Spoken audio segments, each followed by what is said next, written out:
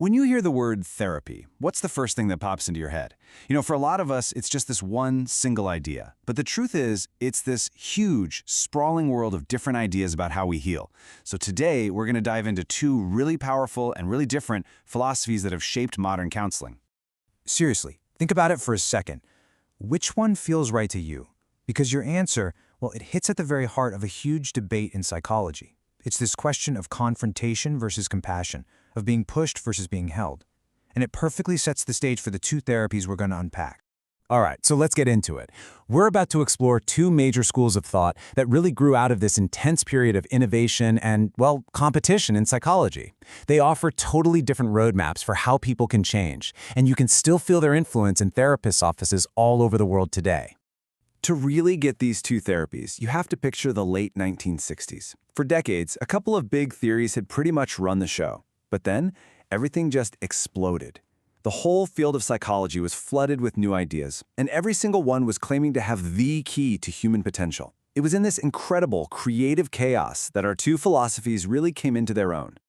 Okay, first up, Gestalt therapy. Now, if you're thinking of a more active, maybe even confrontational style of therapy, you are absolutely on the right track. Gestalt is all about getting you out of your own head and into the present moment, so you can finally deal with whatever it is that's holding you back. The core idea here is something called unfinished business. The best way to think about it is like emotional baggage, That lingering resentment towards someone, or unspoken anger, or that guilt that just sits in your stomach. Gestalt says that stuff doesn't just go away. Nope, it gets stuck, and it messes with our ability to live fully, right now. The only way forward is to actually face it head on. And this quote from the founder, Fritz Perls, just nails the entire vibe of Gestalt. Lose your mind and come to your senses. His whole point was that we get trapped by overthinking things, trying to analyze our way out of emotional problems. But you can't. The goal isn't to talk about the feeling, it's to experience it, right here, right now, to literally come to your senses. So what does this actually look like? Well, one of the most famous Gestalt tools is the empty chair technique. Let's say you have this inner conflict between your inner critic, the top dog that's always saying you should be doing more, and that other part of you, the underdog that feels totally overwhelmed. You would literally sit down, face an empty chair, and speak as the top dog. Then you get up, move to the other chair, and respond as the underdog. The point is to stop just thinking about the conflict and to actually feel it, to live it out, right there in the room. So, if we boil Gestalt down, it's all about awareness in the here and now. It uses these hands-on, experiential methods that can feel pretty confrontational. A therapist might point out, hey, you're smiling, but you're talking about something really painful. But this intense focus on pure feeling has its critics. Some say it can be kinda anti-intellectual, that it doesn't give enough credit to the role our thoughts and beliefs play in our problems.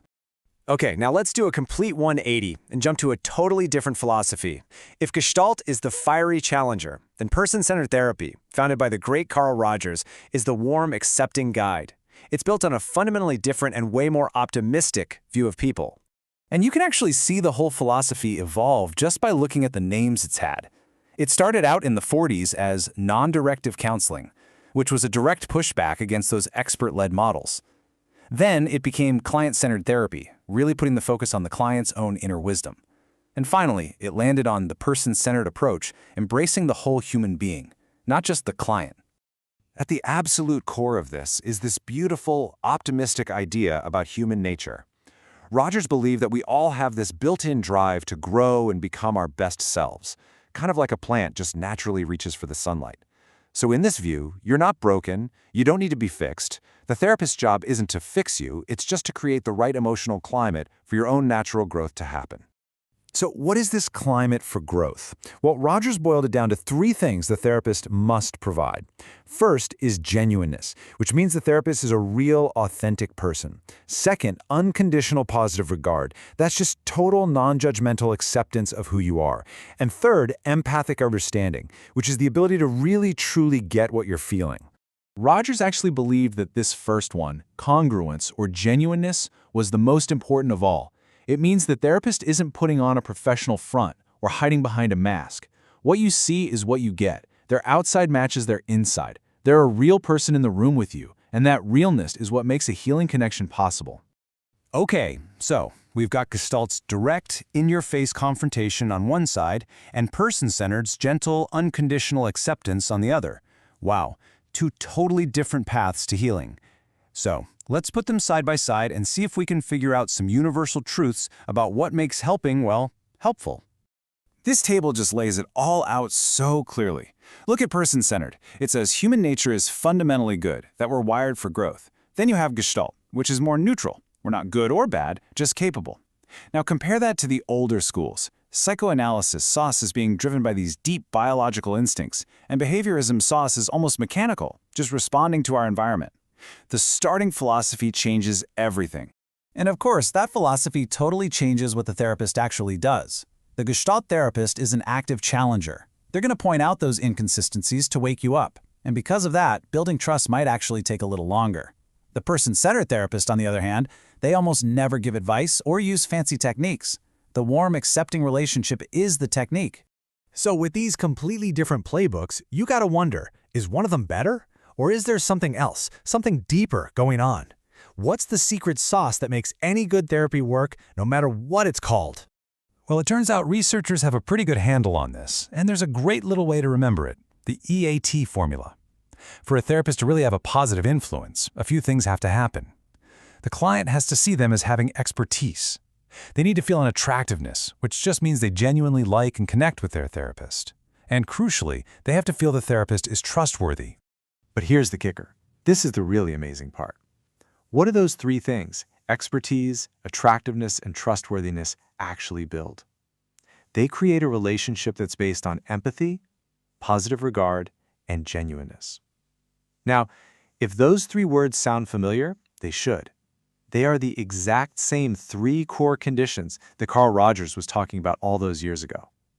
It turns out the secret sauce of his therapy is now seen as the basic foundation for pretty much any effective counseling relationship. So after exploring these two very different worlds, what's the big takeaway here? If you're someone looking for help, what does this all mean? Which one is the right one? And here it is, the most important thing to know is this.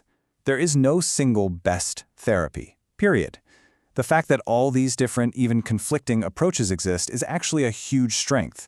It means there's a whole spectrum of support out there, which gives you a much better chance of finding a style and a therapist that really, truly fits who you are. So, let's end right back where we started. Now that you've seen a little of what's behind the curtain, which path calls to you?